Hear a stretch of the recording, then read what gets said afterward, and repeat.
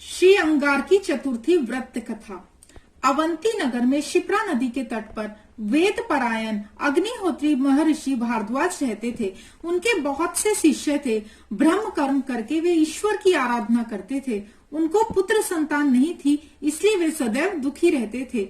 एक दिन नारद मुनि घूमते घामते उनके आश्रम में आ पहुंचे। नारद मुनि ने उनसे उनके दुख का कारण पूछा। उन्होंने बताया कि उन्हें पुत्र संतान नहीं है, अतः वे दुखी और कष्ट में रहते हैं। तभी नारद मुनि ने उन्हें भगवान श्री गणेश की पूजा करने को कहा। उन्होंने बताया कि श्री गणेश जी को प्रसन्न करने से उनका मनोरथ अवश्य पूर्ण होगा।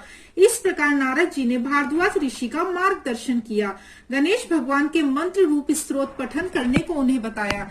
गणेश जी की भक्ति करने से उनको उनके सामर्थ्य का फल आपको प्राप्त होगा। गणेश जी यानी कि परम ब्रह्म परमात्मा है। उपनिषद पुराण वेदों में गणेश की महिमा वर्णन किया है।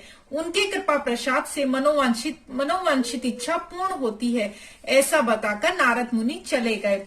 उपरांत ऋषि महर्षि भारद्वाज नारद मुनि के उपदेश के अनुसार भगवान श्री गणेश की आराधना में मग्न हो गए। एक समय उन्होंने शिप्रा नदी पर जल क्रीड़ा करते हुए एक सुंदर अप्सरा को देखा। उससे उनका तेज द्रवीभूत होकर उनकी देह से भूमि पर गिरा। उसे पृथ्वी देवी ने धारण किया और उन्हें एक पुत्र हुआ। उस बालक का वर्ण जासवंत के फूलों के जैसा लाल था। पृथ्वी माता ने उसका संगोपन किया। बालक 7 वर्ष का जब हो गया, बालक ने अपने माता से पूछा, मेरा देह लाल कैसे है? उसका क्या कारण है, वह मुझे बताइए माता। इस पर पृथ्वी माता ने उसे बताया कि भारद्वाज ऋषि तुम्हारे पिता हैं। गणेश भगवान की कृपा के दिव्यता से तुम्हारा जन्म हुआ है। गणेश का रक्त वर्ण वही तुम्हें प्राप्त हुआ है। हे माँ, मुझे मेरे पिता का दर्शन करवा दें। उस बालक ने अपनी माता से कहा। पृथ्वी देवी ने स्त्री रूप धारण किया और उस बालक को लेकर भारद्वाज ऋषि के आश्रम में गई और बालक को उनके स्वाधीन किया। शिप्रा नदी तट पर जो घटना घटी थी उसकी याद उन्हें करा दी। उसने पृथ्वी माता का स्वागत किया और उस बालक को पास बिठाया। भगवान गणेश की स्तुति की। महर्षि भारद्वाज ने उस बालक का उपनयन किया, उसे वेदाध्ययन करवाया, गणेश जी की उपासना करने का बोध किया। गणेश जी मंत्र दिए। बालक का नाम उसने भौम रखा। ओम गण गणपतये नमः। इस गणेश के साक्षात्कारी मंत्र को भौम पठन करने लगा। उस मंत्र को पठन करने उसका मन आच्छादित होने उस मंत्र को पठन करने से उसका मन आनंदित होता था। भौम ने गणेश को प्रसन्न करने के लिए कठिन तप किया। भगवान श्री गणेश ने प्रसन्न होकर भौम को दर्शन दिए और ईष्ट वर मांगने को कहा। भौम ने कहा, मैं स्वर्ग में रहकर मुझे अमृत प्राशन करने का अधिकार प्राप्त होना चाहिए। मुझे कभी भी आपका विस्मरण नहीं होना चाहिए। मेरा नाम संसार में विख्यात होना चाहिए। सभी मंगल करने की शक्ति मुझे प्राप्त हो, यही मेरी प्रार्थना है।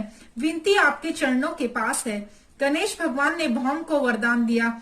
भूमि पुत्र, इसलिए तेरा नाम भौम है, पर तुम्हारे देह का रंग लाल है, अतः तुम अंगारक हो। आज मंगलवार का दिन है और चतुर्थी है। इस दिन को अंगारकी चतुर्थी कहा जाएगा। अंगारकी चतुर्थी के दिन जो भी लोग उपवास करेंगे, मैं उनका कल्याण करूंगा। अंगारकी चतुर्थी साधकों को पुण्य पथ एवं लाभदायी होगी। तुझे आकाश मंडल में ग्रहों में स्थान मिलेगा। तुम अमृत पान करोगे। मंगल नाम से लोग तुम्हें पहचानेंगे। भौम ने कहा, हे देव, तुम्हारे नाम से मेरा नाम जुड़ना चाहिए। मुझे अमरत्व प्राप्त होना चाहिए, यही मेरी कामना है।